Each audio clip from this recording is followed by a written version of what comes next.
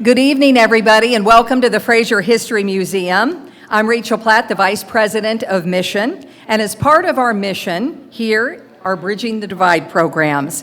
And tonight's program is part of that lineup, Chandler Robinson, Breaking Baseball's Color Barrier. The year was 1947. It had been called The Experiment, that experiment to end a long period of segregation in Major League Baseball. Jackie Robinson making his debut with the otherwise all-white Brooklyn Dodgers. Robinson is one of the most inspirational sports stars in history. How could he not be with the way he carried himself under that immense pressure? With so much hate bearing down on him and the nation watching his every move. How could he not be with quotes like, "A life is not important except in the impact on other lives"? He knew what was at stake, and so did many others who played key roles in changing baseball's history and America's history too. Jackie's life made an impact, all right. We're still talking about it tonight. And tonight we're getting precious insight into that decision. Before I make introductions, we know baseball season is here. How many know? I know there are people who are counting down. I've talked to many of you tonight. Opening day in Major League Baseball is this Thursday. We would like to bring up now Kent Clare from the Fraser History Museum. He has many hats here. One is a great musician. He is going to play Take Me Out to the Ball Game, sing along, stand up, do whatever your heart desires. But as we sing and listen, do think about 42, Jackie Robinson's uniform number, and all that went into that decision that changed everything. So please welcome Kent Clare.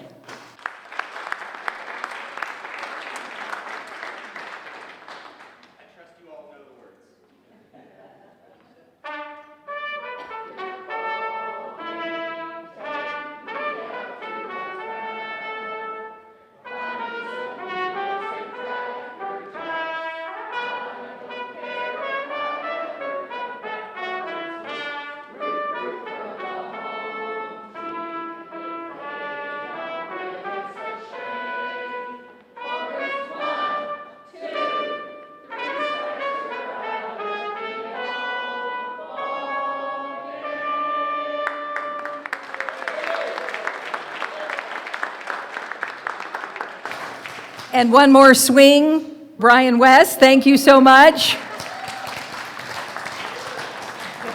Home run, right there. Thank you so much, Brian, appreciate it. And now to that decision with Jackie Robinson. A.B. Happy Chandler of Kentucky was baseball commissioner at the time. He, in essence, had to give the green light to the legendary president and GM of the Brooklyn Dodgers, Branch Rickey, to sign Robinson from the Montreal Royals. Chandler's grandson, Ben Chandler, joins us tonight. He's the CEO of the Foundation for a Healthy Kentucky and has worn many other hats, just like his grandfather, in political life. He's going to give us personal insight tonight and answer questions from our panelists. Tad Meyer right there, the immediate past commissioner of the Pee Wee Reese chapter of the Society for American Baseball Research, or SABR, a local attorney at Wyatt Tarrant & Combs, and a huge baseball fan, if you've ever talked to him.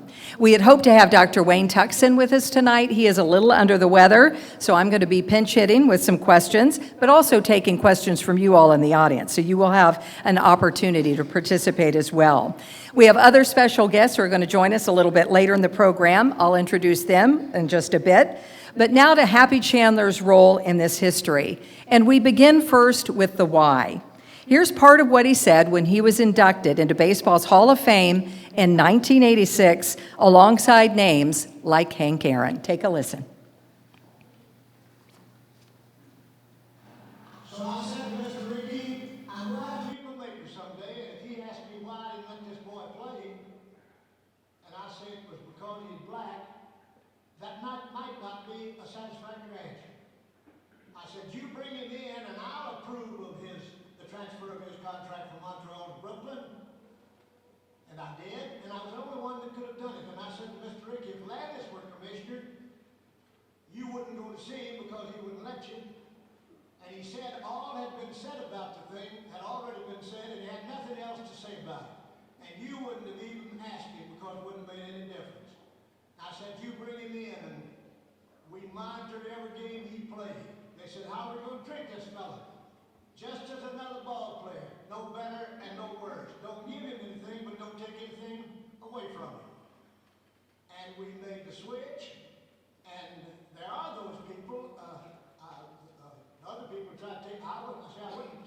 credit for it. I was doing what justice and mercy required me to do under the circumstances. And I've had to do over again, I do the same thing.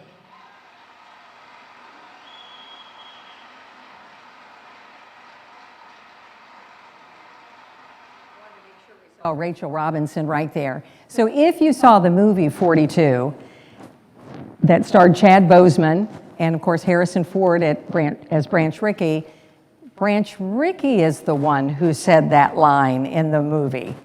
But you heard your grandfather say it here at the Hall of Fame. You heard, and that was back in 1982. You heard it straight from the horse's mouth.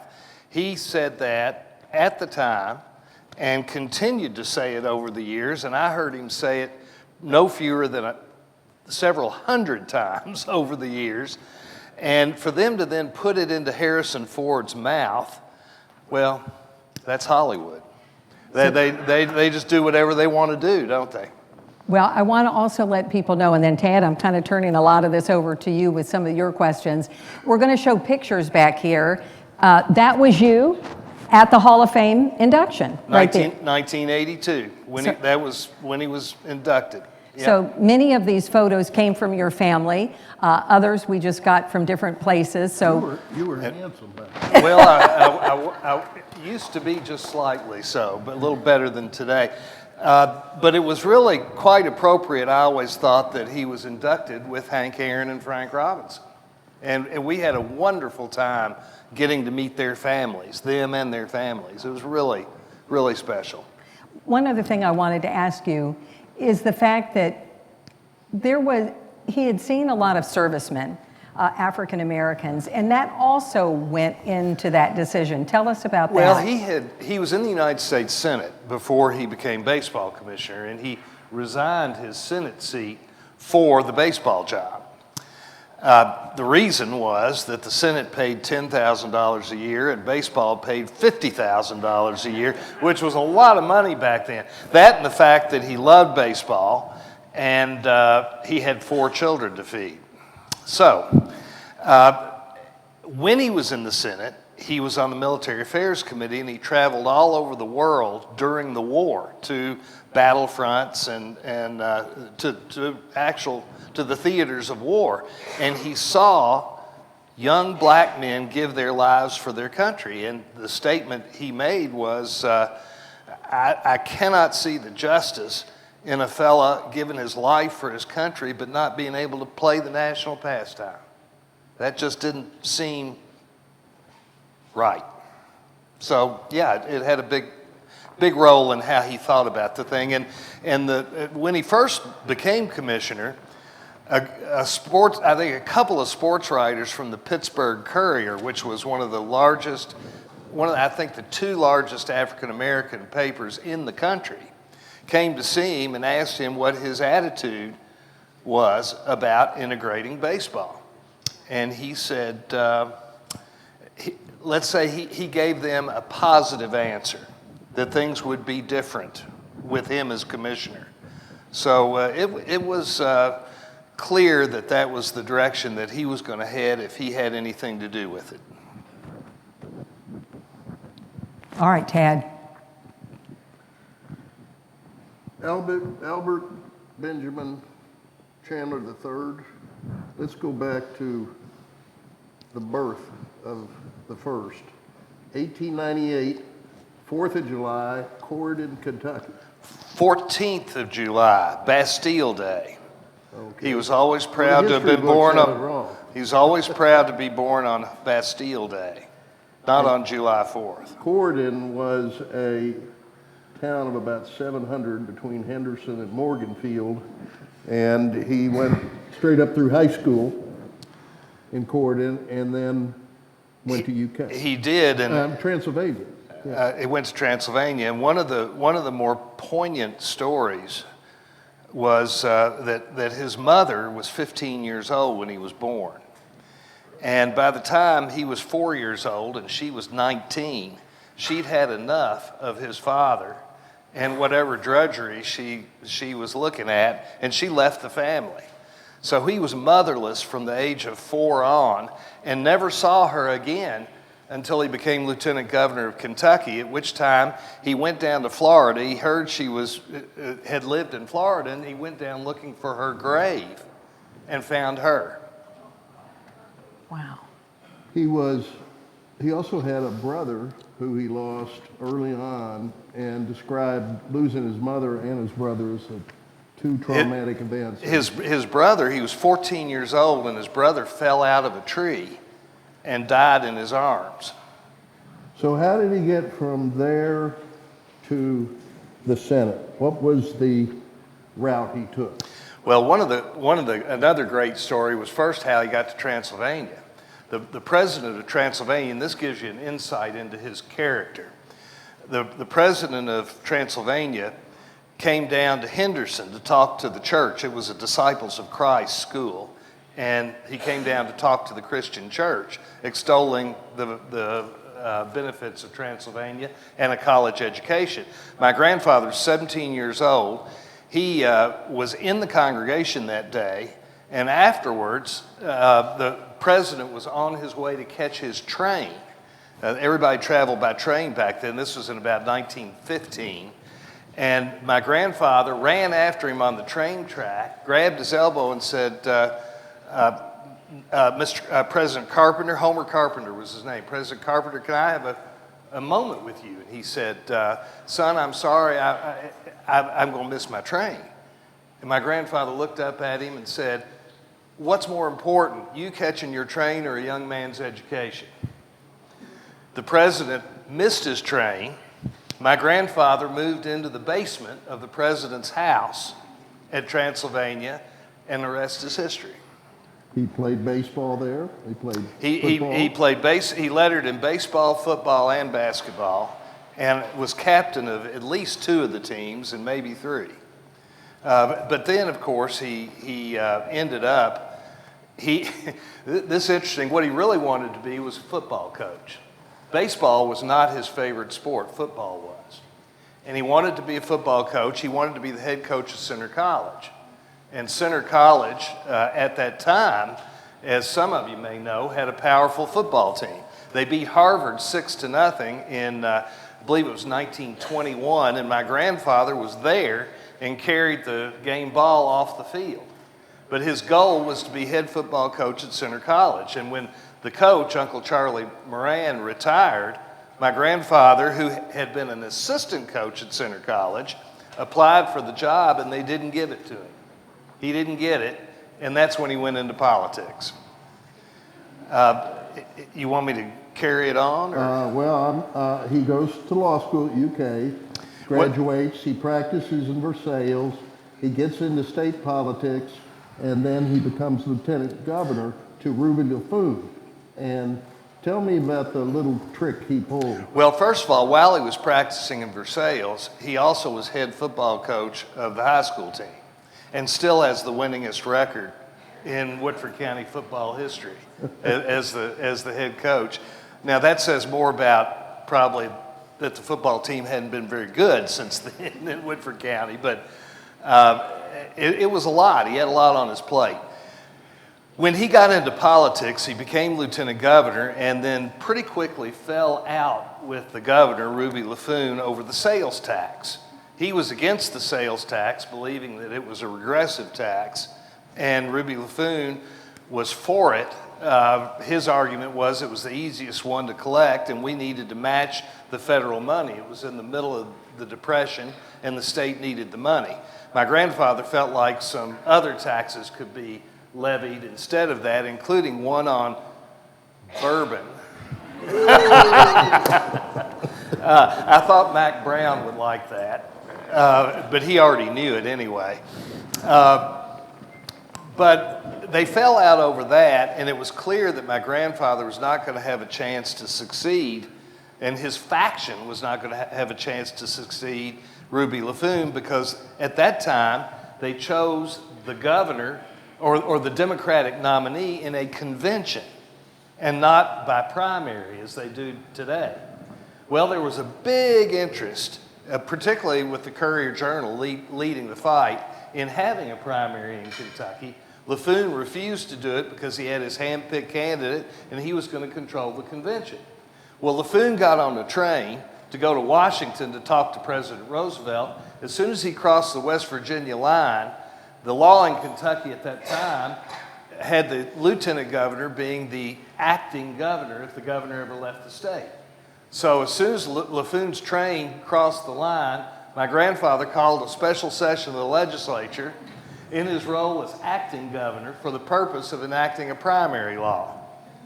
And the legislature came in, they had a court case that LaFoon immediately turned back around and rescinded the call. Then there was a court case as to whether the call would stand or not, and by a 4-3 decision, the High Court of Kentucky said that once a call was made, the legislature had to meet.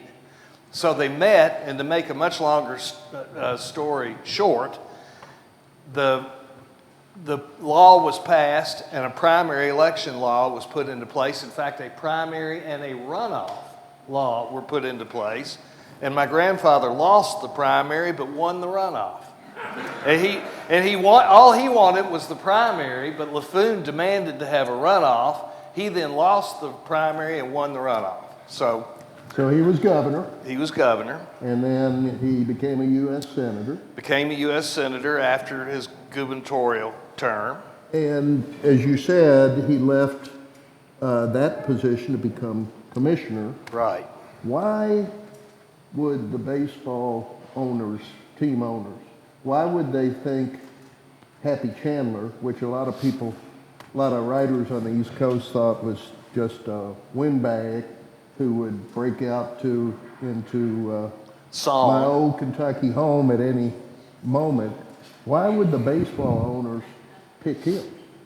Well, I think they picked him as much as anything because they had the mistaken impression that they'd be able to control him. I think that was one of the reasons. But he had some friends amongst the owners that he had known over the years. And McPhail was the main one. Yeah, so the other thing is he was very much a proponent of continuing to play baseball during the war. Yeah. And Congress was starting to frown on that, in part because the teams had lost so many players to the service. And he beat the drums to keep it open, and they thought, what better candidate than to have a politician to fight that fight? That fight and keeping the reserve clause. The reserve clause was a very important. That basically allowed the teams to maintain their monopoly, and that was extremely important to their business model. So they needed, and still to this day, need support in Washington. And they thought, well, it'd be a good idea if we had a U.S. senator. So a couple of people looked at. I think Hannigan from Missouri was looked at as a potential, and Jim Farley, I think, also, who was Roosevelt's right-hand man and campaign manager, was considered for the job. So who started bringing up, though, when did Jackie Robinson's name, how did that come about? When did your grandfather first hear? Because the owners obviously were not in favor of it. Well, of course, Branch Rickey is given an enormous amount of credit for being the one who broke the color line, but Branch Rickey's main goal was to win baseball games. That's what he wanted to do. He was trying to attract fannies in the seats by winning baseball games. And he ended up winning for 10 years. And he sure did. And not only did he start, of course, he started with Jackie Robinson, but he ended up bringing people like Roy Campanella and Don Newcomb and others in also to the Dodger teams. But he was the one who did have the idea that if we could get African American players, we could improve our team. That was the goal. And so he went about the business of looking for a player who would be able to deal with the situation that they faced. And you've got to understand that things were very, very different then as far as race relations are concerned. Now, they're not as good as they ought to be by any means now, but they were really different then. And it was a very unpopular thing amongst most white people, certainly in the South, and even in the North to a large extent, but all across the country. And what a lot of people don't realize is it wasn't entirely popular amongst the African American community either. They had their Negro Leagues, and I can tell you that all of the Negro League owners lobbied heavily against it because they knew that if segregation or integration occurred, the Negro Leagues would be defunct in a short period of time, and indeed that's what happened. And they lost their investment and so forth. So it was a more complicated thing than people realize. Ricky plucked Robinson from the Kansas City Monarchs without paying anything. The next player to play that same season, Larry Doby, was purchased by Bill Veeck, who paid $15,000 to Effa Manley, who owned the team he purchased it from.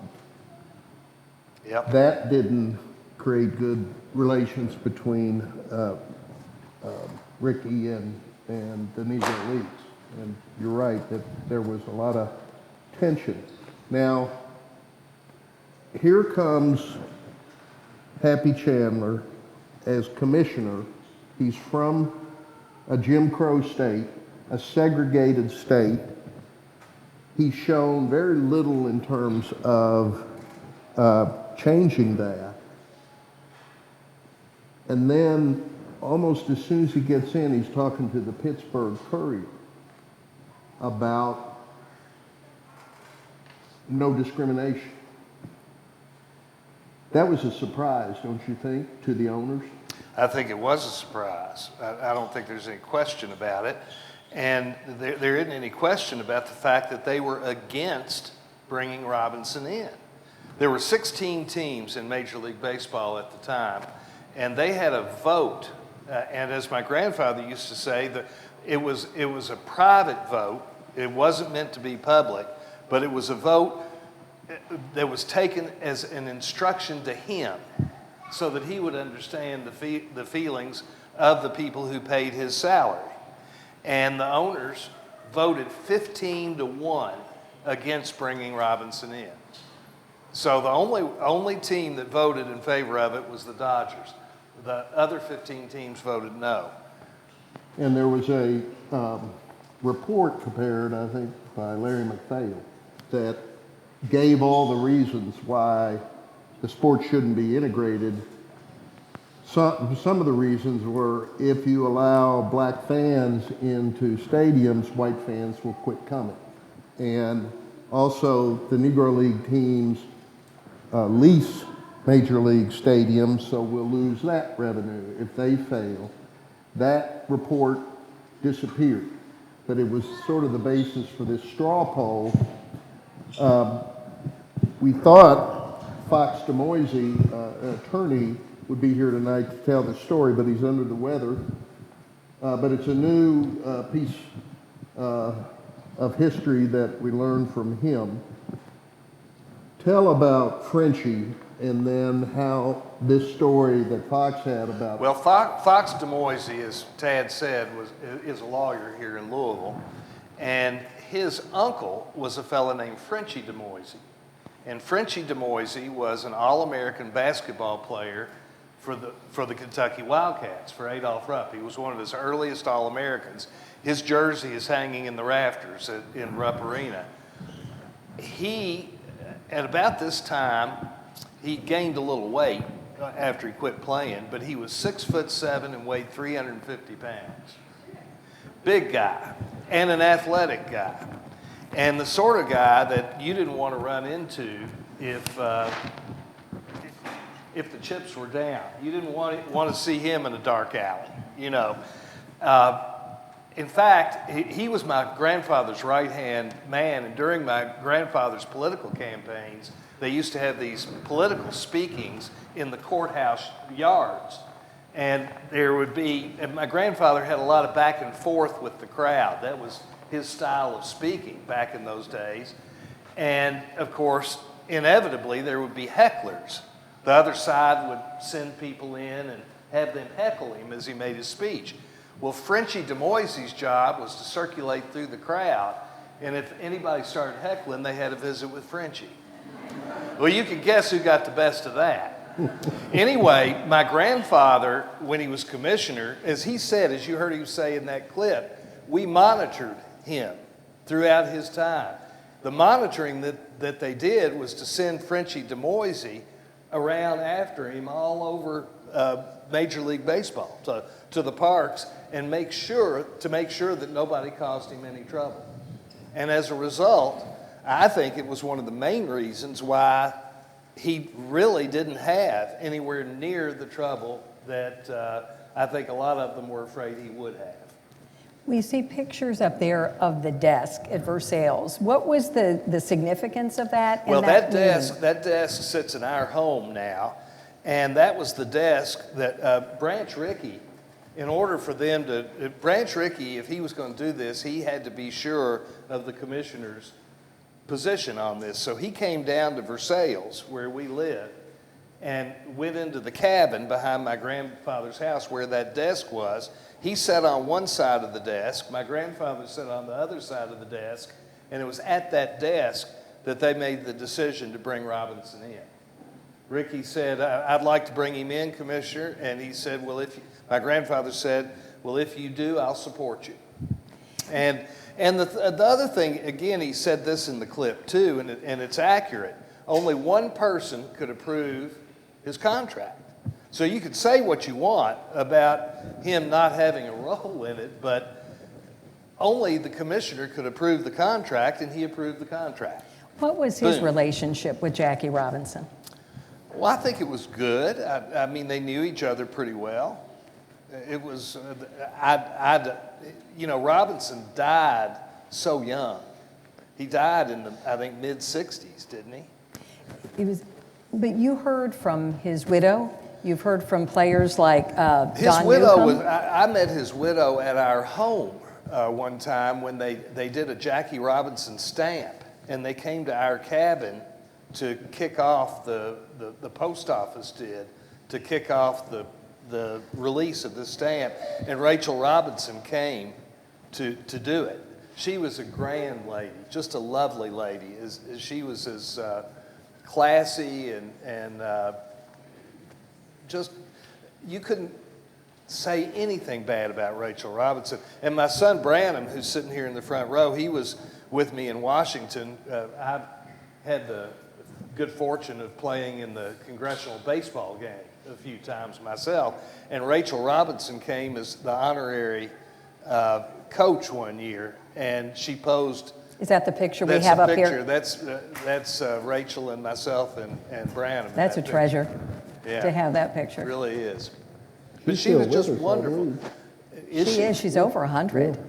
Wow. still Yes, alive. she's still alive. Wow. Yeah. But there was a famous note that Jackie wrote to Happy, thanking him for all he did Yeah. to pave the way for him to get through that rough first Well, season. Jackie understood. Jackie understood that he was extremely supportive and was watching out for him. And the other African-American players who followed Jackie also knew. I personally had conversations with Don Newcomb and Roy Campanella myself about the role that my grandfather had, and they were very appreciative. Billy Williams said the same thing, who was the star for the Chicago Cubs, and Al Oliver. There are a lot of them, a lot of really great African-American baseball players felt like had it not been for my grandfather's role, they might not have had the opportunity to play, or certainly not as soon. Because another thing people don't realize about the importance of this decision was that it was 7 years prior to Brown versus Board of Education. So it was really, in terms of time, in terms of the history of it, it was one of the really early important national decisions on integration. I can't imagine the pressure. Do you ever think about that Jackie Robinson when you just, I can't even imagine what that was like. Well, and it's well known that Branch Rickey chose Jackie Robinson because he thought that Jackie Robinson had the character necessary to take the heat. That's why he thought, there's that picture right there. But he thought that Jackie had the mettle to be able to deal with the taunts and the jeers and the nastiness that he was certain to encounter. And of course he did encounter some of that. You weren't going to stop all of it. No. He, actually in one of the first interviews, Ricky threw every horrible thing at Jackie Robinson, just every word and every insult, just to see how he would respond. Yeah, and Jackie, what they wanted to make sure was that Jackie didn't respond. Yeah. That Jackie kept himself calm and collected and didn't create a whole lot of fights and that sort of thing. They didn't want him to be hot-headed about it. So he had to really suck it up and take a whole lot of grief that normal people wouldn't have to take. You know, really bad stuff. One of the episodes that was depicted in the movie was early in the season at Philadelphia. And the manager, Ben Chapman, was a highly competitive fella, and they kind of he revved the whole team up. The team got into town, and the hotel they were going to stay at said, "Sorry, we can't accommodate you." So they didn't have a place to stay. And then when he got out on the field, the manager and players just threw everything they could at him. At the time, his wife and kids were getting death threats. And the Phillies players stood up with bats like they were guns and feigned firing them at him. So it was a horrible, that was probably the worst example. So that Philadelphia episode. It wasn't long after that Ben Chapman had a visit from Frenchie DeMoise. Yes. And the story that we just learned from Fox was that Frenchie, his uncle, told him that during the straw poll, which was, as Ben said, advisory, the vote was 15-1 against. And it was a blind ballot, so nobody knew how people voted. And after Happy counted the votes, he said, "The motion carries. We voted that we're going to break the color line." And the owners kind of knew how everybody else voted. There was some murmur, and finally somebody said, "What was the vote anyway?" And Happy said, 1-0. And evidently Frenchie was in the room, and that story he told to Fox. Frenchie told that story, but Frenchie was known to exaggerate from time to time too. I don't know whether that story, but it may be apocryphal, but it's a good story. You know what? I want to go ahead and open up to questions in the audience. We'll come down with a microphone. Anybody have some? I also want to recognize we have some students here from the West End School. Raise your hand. We're thrilled that you all are here. We also have, and I want to thank Tad for making that possible tonight, Coleridge Taylor. We have some students in the house. We want to thank the Office of Equity with the City of Louisville for making that possible. So I hope you students have some questions as well. And Tad, why don't you go ahead and ask another one? And then I saw a question over here. And I'll come and put the mic. Well, Tad, don't ask a question yet. Because I'm going to go right here in the front. Okay. One of the, I just want to mention that in terms of integration of baseball, there was Happy Chandler, who really had to approve it and did, and then supported Jackie when he could have blown up or got into fights. He helped with that. And on the other side was Pee Wee Reese. Pee Wee Reese, his acceptance by his teammates was critical for this working. And Pee Wee Reese was one of the first and best friend on the Dodgers of Jackie. Two Kentuckians. You went exactly where I was headed. Because Pee Wee Reese and Jackie were close. My question is, can you give a little flavor to how did Kentuckians react? I mean, Happy was a politician, and he was a smart politician. Not all Democrats can quite claim that, but that's okay. Anyway, no, seriously. Give me a little color about that. That's the former chairman of the Republican Party. That's why I so. Former, yes, thankfully. Well,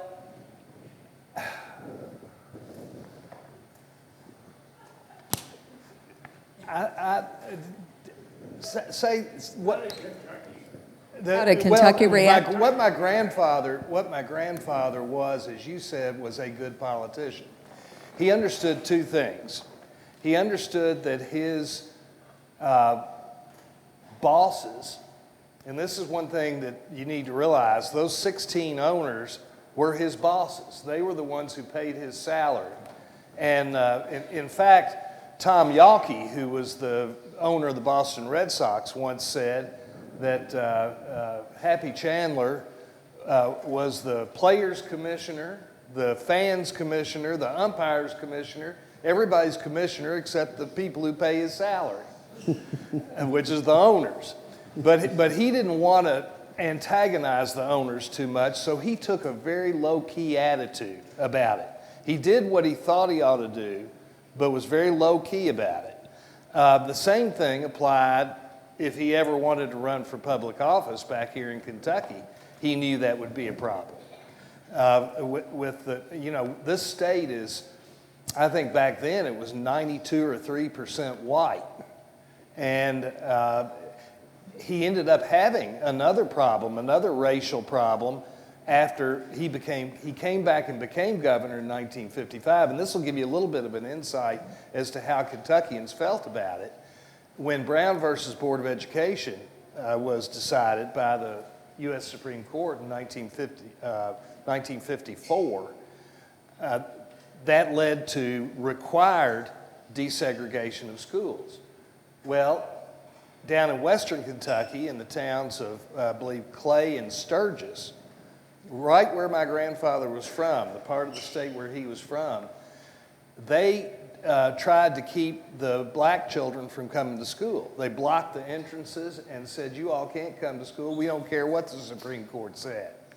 Well, at the same time that the governor of Arkansas was calling out the National Guard in order to prevent the black kids from going to school, my grandfather called out the National Guard in Kentucky to require that the black kids go to school.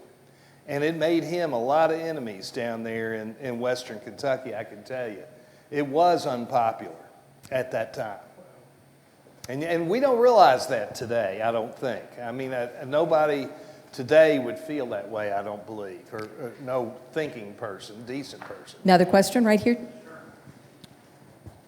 Well, talking about Happy and Pee Wee and their relationship, but Chapman, who is obviously on the other side, he's also from Kentucky.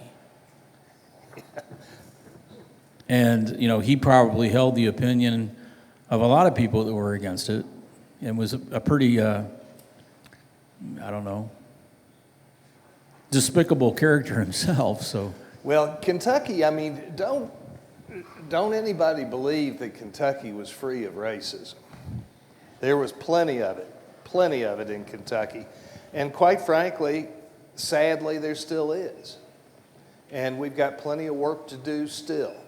But back then, it was really rough. Really, really rough.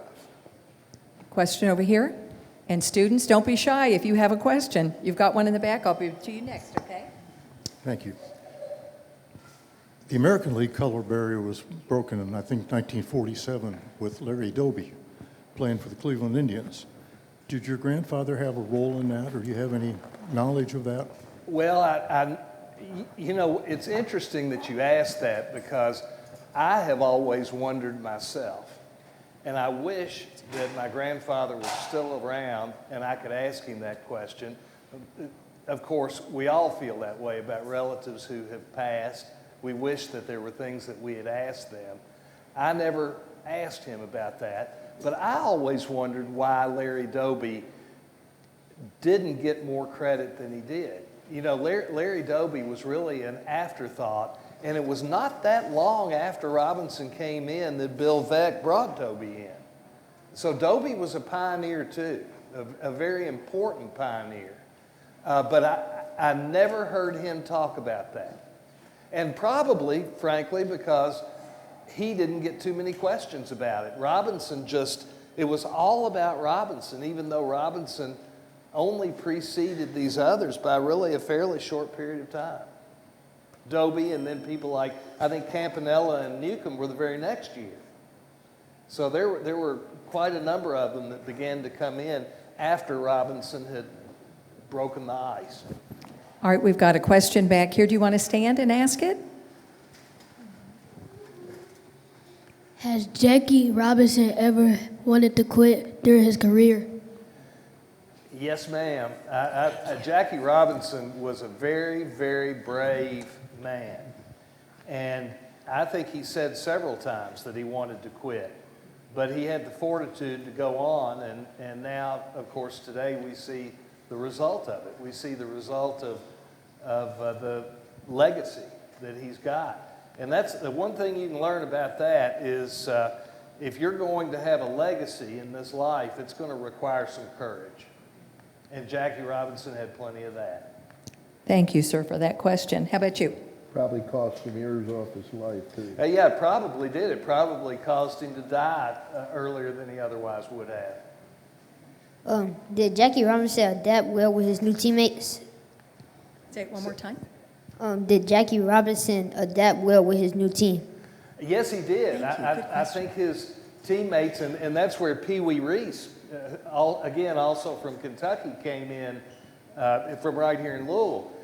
Pee Wee Reese helped with that. He helped his teammates accept him. I believe, was it Dixie Walker who was on that team? Didn't want to accept him at first, but he came around. And Bobby Bragan. Yeah, there were a few teammates who did not want to accept him, but ultimately they came around and did. Another question? Thank you. Something that is not often discussed in Louisville is the appearance of Jackie in 1946 at the Little World Series game between the Louisville Colonels and Montreal. The first time he appeared here, the game almost did not come off, and he was met with such vitriol and hatred and name-calling when he took the field at the old Parkway field. That it was astounding to me that and even the Colonels took part in some of that. Did your grandfather ever talk about that, or did any information about that ever cross you, Ben? Well, he never talked to me about it. I was aware of that and aware of the attitude of some people here in Louisville. But what you just said, Harry, it just shows that it was a really, really different environment than anything that we can appreciate today. I think here we all are. We're living in the year 2024. We understand that there's racism, but I don't think we have really the ability to fully and truly understand just how difficult and how different it was back then in the 1940s. And that's a story that indicates it. People were not afraid. They didn't murmur under their breath. They came right out with how they felt about this. And they were often very, very ugly.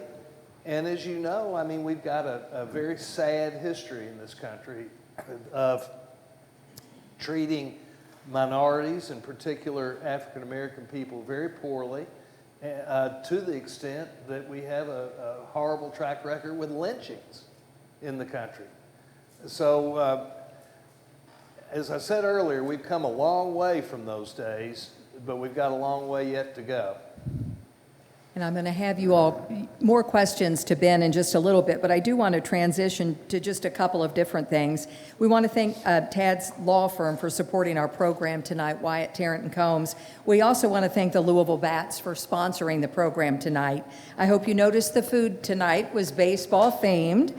We had some corn dogs, pretzels, and a few other goodies that you can get at the ballpark. So the Bats, as we know, are ready to play ball later this week. So here to tell us about the upcoming season and to talk about honoring 42 and other diverse stories and inclusive stories that the Bats have certainly been honoring lately, we want to bring up Greg Galliette. He is the Bats president. Come on up, Greg. Thank you so much.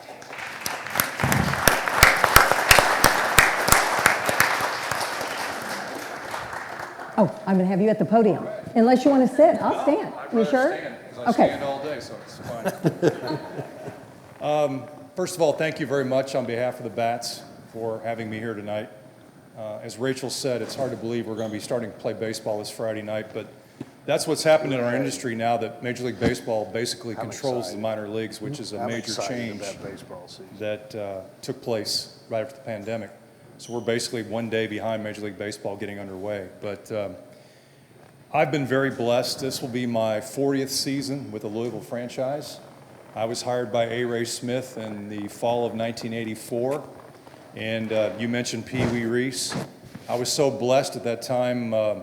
Actually, our PR directors for our team at that time were Jim Herzog, Whitey Herzog's son, and Mark Reese, Pee Wee's son. And I spent many a lunchtime my first year in the PR office of the Redbirds downstairs, just sitting there as Pee Wee would stop by to see Mark and just listen to the stories that Pee Wee would regale us with.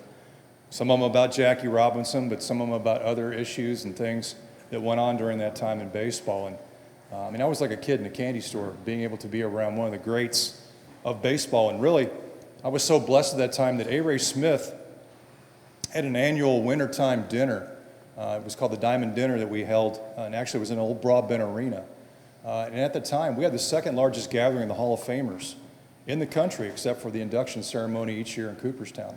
And one year we had 33 of the Hall of Famers there, including, gosh, we had Stan Musial, we had Bob Gibson, Joe Torre. We even had one year Joe DiMaggio stop by.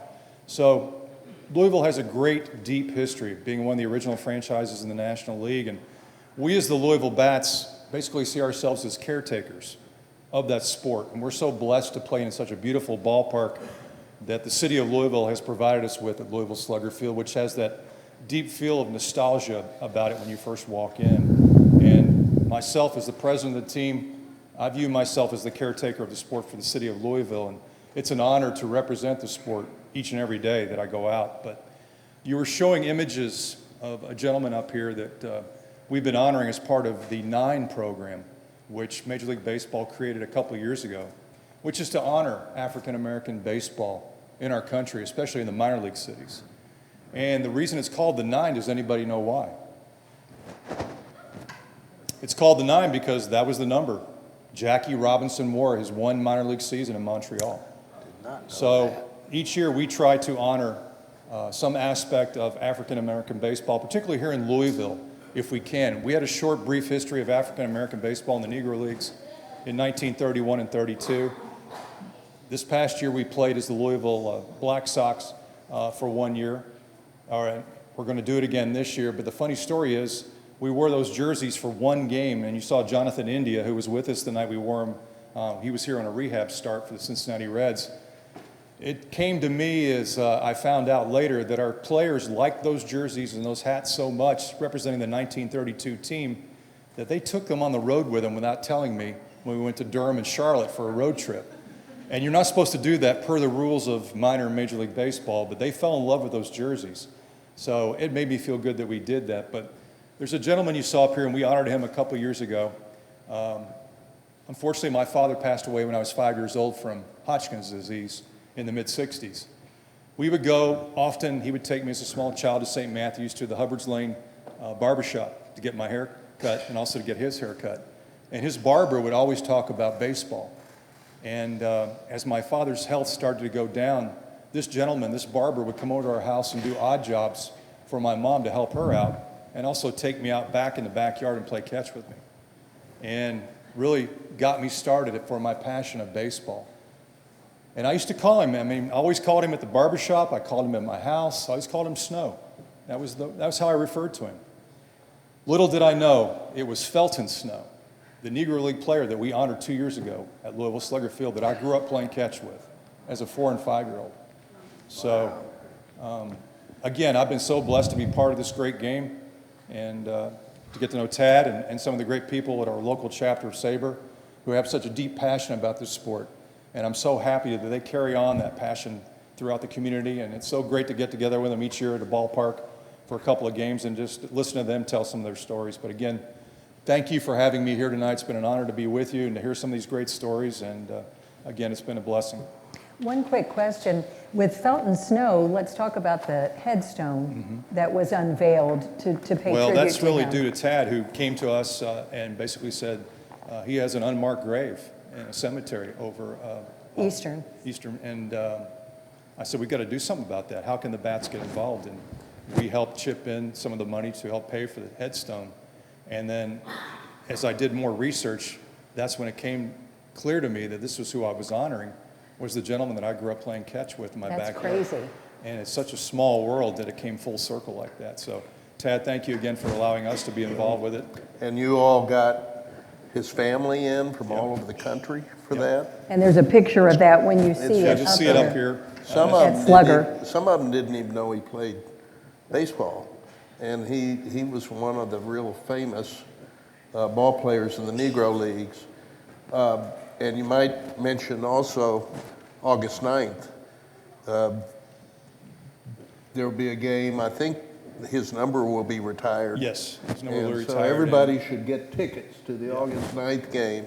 And our players come will up. be playing in those uniforms that they fell in love with that represent the 1932 team, so from the Negro Leagues. So, And I was looking to see if Ken Drought was here. I know his name was on there because for so many years he sponsored the team at St. Matthew's Little League because my son played on the Felton Yep. Snow team. Yep. And then it was like learning all of this history. You're Exactly. like, how did we not know all of this? and I got to know Frank Evans, who played in the Negro Leagues, who at the time when I first joined the Redbirds was basically an authorized instructor for the team, who played in the Negro Leagues back in with the Monarchs and some of the other franchises. And Frank was basically a person that basically was the right-hand guy who drove Avery Smith around a lot. If I wasn't driving him around, it seemed like I did that a lot. As a matter of fact, one night I ended up driving Billy Martin and Mickey Mantle around Louisville. Are you And let going me to just tell tell you, those by the end of the stories? night, they had no idea what city they were in. But just to listen to those guys go back and forth in the back seat.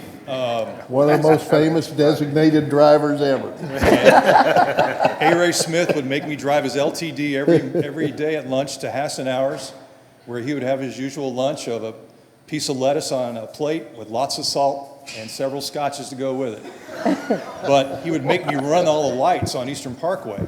And basically, if I tried to stop, he would push my foot down on the accelerator. So I'm really thankful to still be here and be alive.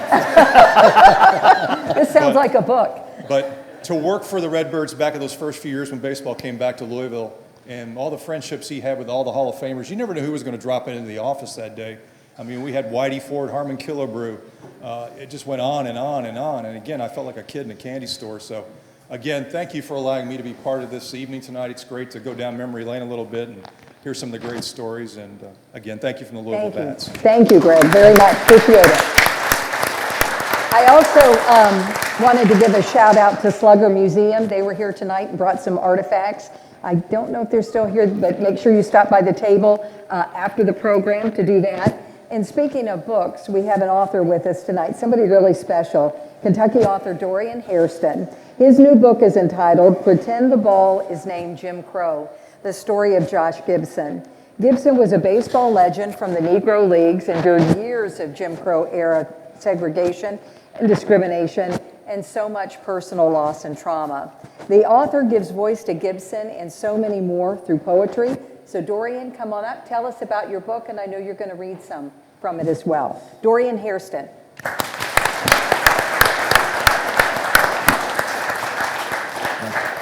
Thank you. So yes, I am the author of this absolutely beautiful book from the University Press of Kentucky titled "Pretend the Ball is Named Jim Crow: The Story of Josh Gibson." So if it's okay with you all, I'm going to read a few poems, and it sounds like I'm in a room full of baseball fans, so just kick me off the mic if I start talking too long. So Josh Gibson is, in my opinion, the greatest baseball player to ever play the game. He was born in 1911, died in 1947. He's credited with hitting over 800 home runs in his career. He died in January of the same year Jackie Robinson breaks baseball's color barrier. And actually, Happy Chandler in the Oral Histories in the Louis B. Nunn Center at the University of Kentucky says that Josh Gibson was the greatest player, the greatest catcher he ever saw, and he died without ever getting a chance to play. The title of this collection comes from this first persona poem in the collection titled Manifesto for Black Baseball Players. And this is a poem, I call them World Series. So it's 9 innings, top half, bottom half of an inning, 9 couplets to mirror a baseball game. And this is what I think Josh would have to say to me as a former UK baseball player. 1, never forget the 42 reasons baseball is best played with color. 2, steal bases like they stole this country. 3, break into record books, turn more than just they ink black. 4, pretend the ball is named Jim Crow. 5, decolonize the Hall of Fame. 6, remember we gave the game lights, helmets, and style. 7, never be controlled by anything white. 8, belt lift every voice and sing during the national anthem. 9, find you a Helen, drop down on one knee, place a baseball field on her 4th finger. Yeah, feel free to let me know you like it. And you hear at the end of that poem a reference to Helen, and actually Josh, when he was 19 years old, his wife was 18, and she passed away giving birth to a set of twins, who 3 weeks later, they did survive, were named after Josh and Helen Gibson, so Josh and Helen Gibson Jr. So while we were listening to you all have that lovely conversation, there was some comments that I think that this book adds to or can contribute to the conversation. So Josh Gibson is discovered by this guy by the name of Hooks Tinker. And Hooks Tinker is a player manager for the Pittsburgh Crawfords. He's a 3-sport athlete, absolute great ball player. And he, in this collection, takes a little bit more cynical view of what integration looks like.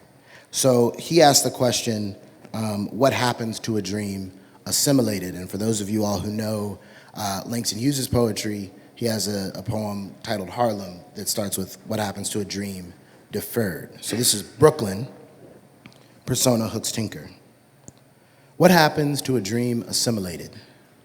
Does it splinter like a broken bat from a fastball on the hands? Or blister like palms after too many swings? Or rip like a tattered glove forgotten in the elements? Does it reek like molded cleats inside rejected locker rooms? Or is it colonized by weeds like abandoned fields? Maybe it's just heavy like a waterlogged ball, or the number 42 stitched on every jersey each April 15th. Or does it erode?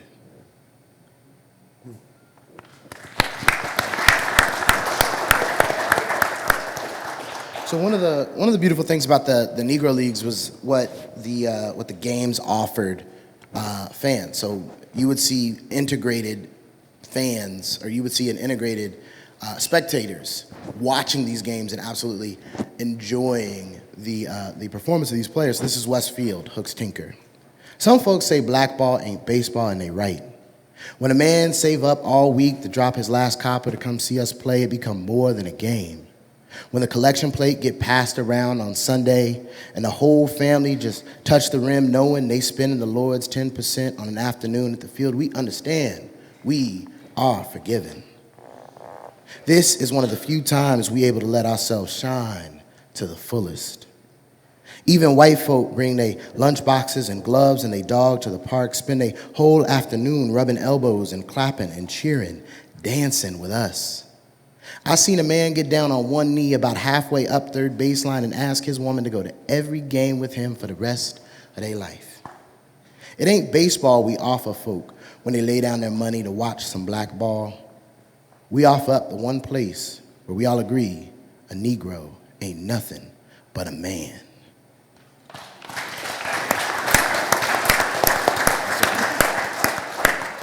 So I heard a reference to the Pittsburgh Courier, and in my research, I found that the Pittsburgh Courier was very outspoken about their want for the integration of baseball and their want for the integration of baseball to go a particular way. And I could confirm that in my research, that is exactly what Happy Chandler did. So there was a gentleman who was a journalist named Chester Washington, and he wrote a telegram to the Pittsburgh Pirates, who could have used a lot of help from the Pittsburgh teams in the Negro League, so the Homestead Grays and the Pittsburgh Crawfords. So this is my take on his telegram. Telegram to Pittsburgh Pirates, persona Chester Washington. White newspapers claim pennant needed. Stop. Black ball players the answer. Stop. Satchel Paige pitcher. Stop. Cool Papa Bell outfield. Stop. All Pittsburgh Crawfords. Stop. Buck Leonard first base. Stop. Ray Brown pitcher. Stop. Josh Gibson catcher. Stop. All Homestead Grays. Stop. All affordable, ready to win. Stop. Ready to prove they can play.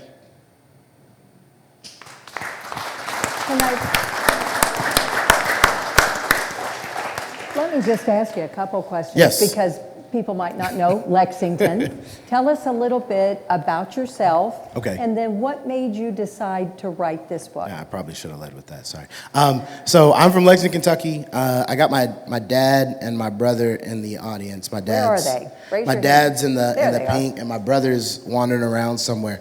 So I played baseball for 4 years at the University of Kentucky. My brother played baseball for 3 years at, there's a school here in this city with like a really small red bird. And that's where he played baseball, and then he played baseball professionally there for a little bit as well with the Brewers minor league organization and then the Marlins minor league organization.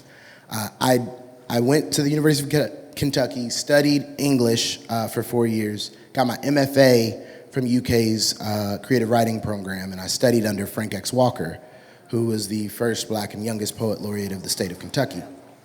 And he wrote Isaac Murphy, I Dedicate This Ride, and published it my senior year of high school. And he owed my high school English teacher a favor. So she had him come to Tates Creek High School, and my independent study my senior year was to write a book about baseball like Isaac Murphy, I Dedicate This Ride. And I started writing about Jackie Robinson, Happy Chandler, and Branch Rickey.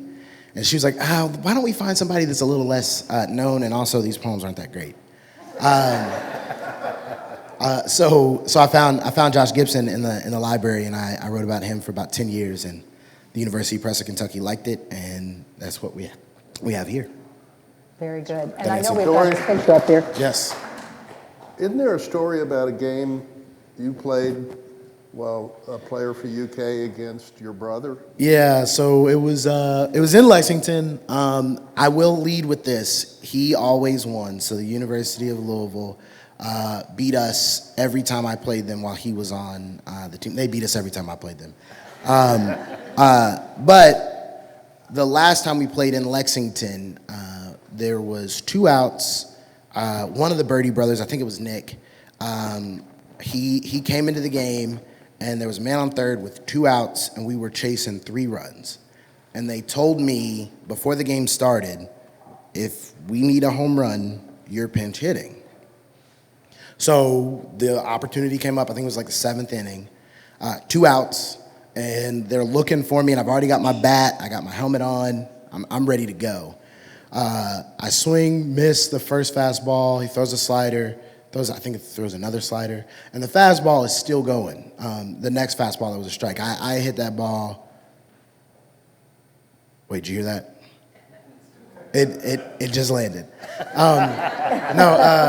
So I did hit a home run. Rounding first base, I was trying to figure out what I was going to say to my brother, but it was a televised game, so I decided not to say anything. So I just stared him down. So there's a video on YouTube of me staring my brother down, and his contact picture is him about to cry. Oh, there he is. He's right there. He just. Do we have to give him equal time up here? I kind of feel like we should. He's shaking his head back there. So yeah, that was my one of my proudest memories as a University of Kentucky Wildcat, was embarrassing my brother like that on national television. I do want to ask you, what was it about Josh Gibson when you got to know him? You said you studied him for 10 years. We should say, I guess, he was posthumously inducted into the Baseball Hall of Fame in '72. He died in '47 at just 36 years old. Yeah. In all of your research, what was it that resonated about him with you? Well, for me, I discovered him when I'm 18 years old. His wife dies when he's 19. So, like, one of the things was, I was like, man, I don't know what I would do if in a year I'm a widow with 2 kids. And then he goes on to have this magnificent Negro League baseball career. So that was one of the things, his power, because I was a power hitter. I thought I hit like him. But also what I found in the research was, because a lot of times when we think about the Negro Leagues, we assume that these black players felt like victims, or they were approaching life as like, woe is me. When really, the Negro Leagues were providing jobs and opportunities for entire black communities. These players were having fun playing the game, and they were really good at playing the game. And yes, it was great to get an opportunity to play Major League Baseball, but that was not what the players were necessarily seeking out. They wanted to play, and they wanted to play the best. And during the offseason in the major leagues, white ball players would barnstorm against Negro League baseball players. And that's because real competitors or real ballers want to beat the best all the time. That's what drives us, and that's what keeps us going. And it was finding that stuff out and learning that, the Negro Leagues was not this place that existed because Major League Baseball wouldn't let them play. It was a place that existed because it had to. It needed to exist to create a space for these people who were really good baseball players to play baseball. And that's what attracted me so much to the game and this particular story. And more to come. We want you to read a couple Yes. more poems, but does anybody have any questions for Dorian? I can come put a microphone up to you. We've got some right down here. Now that's okay. I'll just answer that real quick. When he went to Transylvania, they said that he was walking across the campus one day, and he had such an ebullient personality that some fella looked at him and said, "Hey, look, there goes Happy Chandler." And the happy just stuck. And he used to say that it was maybe the very best thing that ever happened to him, because he said, there's not a whole lot of control you've got over nicknames that people attach to you. and he said, just happy it wasn't Stinky. Anybody have a question for Dorian? Do what now? Oh. My sister. Your poems are wonderful. I appreciate that. I would like it, especially for the younger people here, if you can talk a little bit about how nobody has to be one thing. You're an athlete and you're a poet. You majored I'm a really in good English. cook. And okay, I'm sure you're lots of really good things. But Jackie Robinson was more than one thing. you're more than one thing, and nobody has to be just one thing. I was wondering if you could talk a little bit about that and how your poetry is an expression of that. Yeah, so actually, while I was at the University of Kentucky playing baseball, I also pledged or joined a fraternity, Phi Beta Sigma Fraternity Incorporated, and I also I held office in that organization. I was the vice president of our local chapter, Mu Theta chapter, but also I'm an English major. I was taking 18 credit hours in the fall, 15 in the spring. I almost double minored. I majored in English, minored in African American Studies. Went on to get, there's Frank's picture right there. I didn't realize that's Frank's picture. Sorry, I got distracted. Frank X. Walker's on the wall. Right here, over we there. have some of Yes. his poetry upstairs in the Commonwealth. And he wrote the blurb to the back of this book, so if you buy the book afterwards, you can get the blurb too. But I do think it's important, and I'm also a public school teacher. I'm in the local board of the teachers union in Lexington for Fayette County Education Association. I think it's really important that you diversify what you're able to influence, if you're able to positively influence the people around you. And I try my best to do that because that's what all my mentors and my parents do, and family members, et cetera. So, thank you. Very good. Thank you. You want to go ahead? First of all, let me say thank you for your commitment to education. Thank you. And your commitment to research and studies. But we have quite a few young African American men here with us tonight.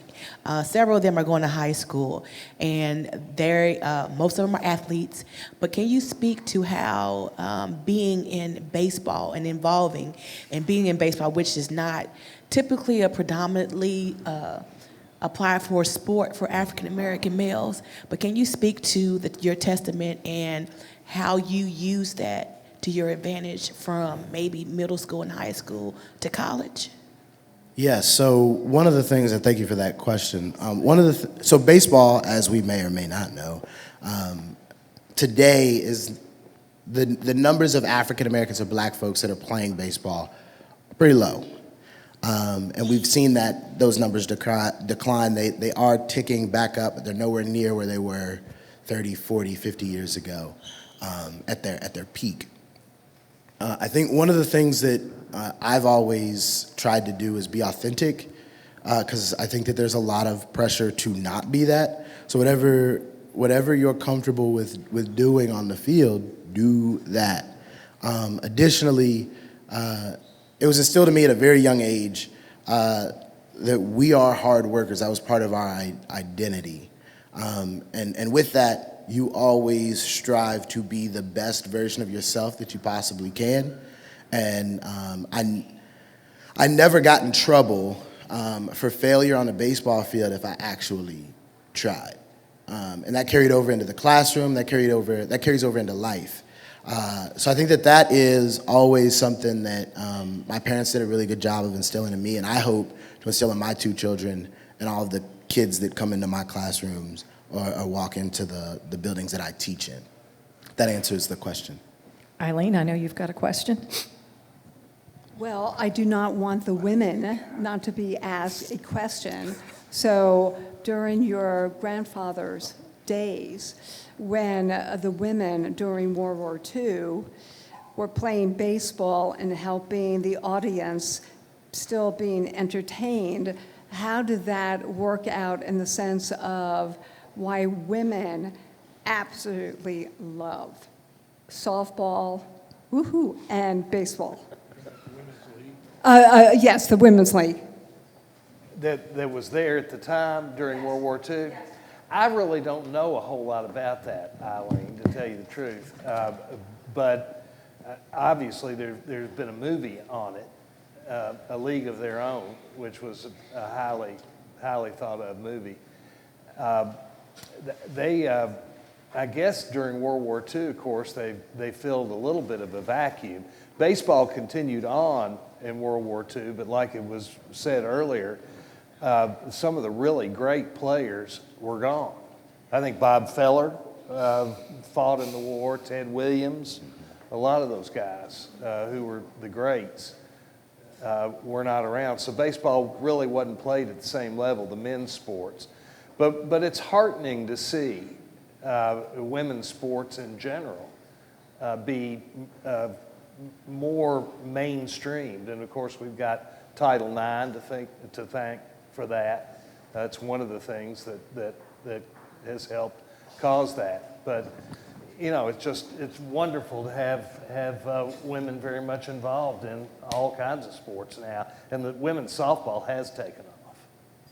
I know, Doreen, you want to answer. I don't know how they throw the pitch the way they do. That's always baffled me. I couldn't imagine throwing it that hard underhanded.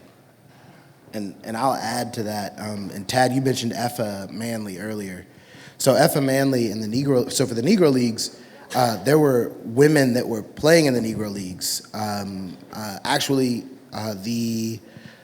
When Jackie Robinson left, the person that filled in was a woman, his position after he left and went to go play for the Dodgers. So also you had women in the front office running the show, negotiating contracts, and Effa Manley, who was the co-owner of the Newark Eagles in 1946, which was the last Negro League team to win the Negro League World Series before integration. And you also had white men playing in the Negro Leagues as well. So the Negro Leagues was really, to use 2024 speak, really inclusive in who they allowed to participate in the game. And Major League Baseball is just now starting to kind of catch up. We would love for you to read a couple more poems. So another one that I marked was in the conversation about Jackie and hotels. So I have a poem in this collection about so during the time of the Negro Leagues, teams would barnstorm in the South and they would not be able to stay in certain hotels. And what they would oftentimes do is they would sleep in the outfield grass of baseball fields where they were going to be playing the next day. However, the players didn't make it seem like they hated that much. So this is titled Outfield Cot. And this is persona Josh Gibson. Sometimes when we on the road and we need a place to stay and just hop on a bus full of everything we own and ride till we stumble across the nearest inn. When we real lucky, the moon look like a pearl before the first pitch and the stars light up just enough for innkeeps to see all the black on our faces that they don't want to rub off on their pillowcases. Then pretend to read some sheet that says they at capacity for the night. Around that time, we all bob our heads as if we understand what he mean and walk real proud to the bus, ride the few blocks down the street to the park. Once we there, we each find us a spot somewhere in the outfield grass, get real comfortable on our fresh cut cot, and all my teammates count sheep. I don't waste my time with that foolishness. I like to lay back, like to count the stars, see if I can't pick out the one I'm about to hit next.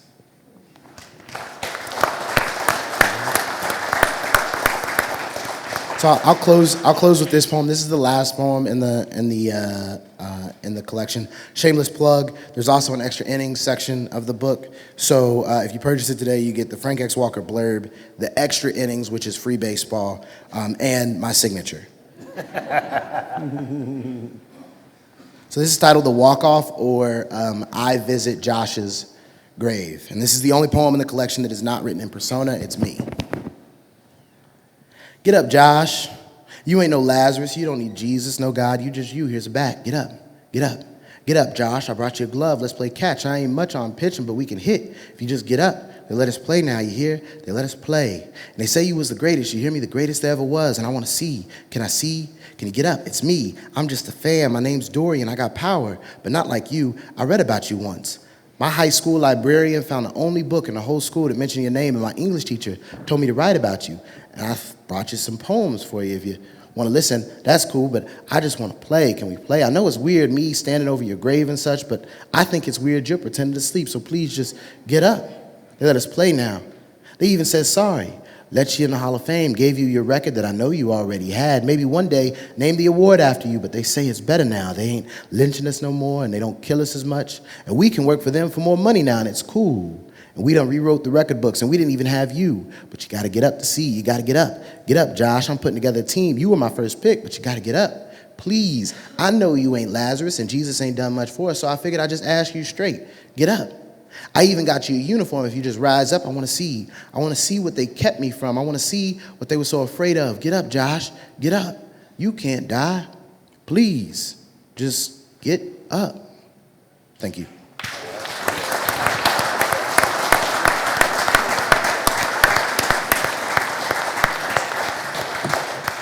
Thank you, Dorian, very much. And I want to let people know that Dorian's going to be selling copies of his book. We've got you the table right in the front, so make sure that you see him and his brother, and then he can tell you the other side of that story, maybe.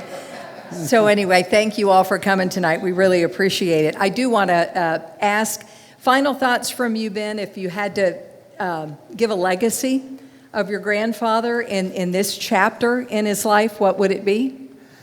Well, you never know what your legacy is going to be, I guess, when you're in public life. But I don't know that he had one that was as momentous as this one.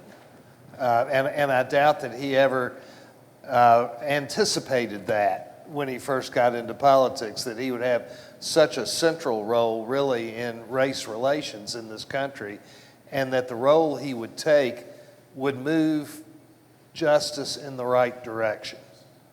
And that's pretty important thing. Tad, final thoughts? I totally agree. And Happy Chandler, if you watch 42, he had nothing to do with breaking the color barrier. His only scene, I think, was getting a manicure, and Ben said he... Only one he ever got, I think. Yeah.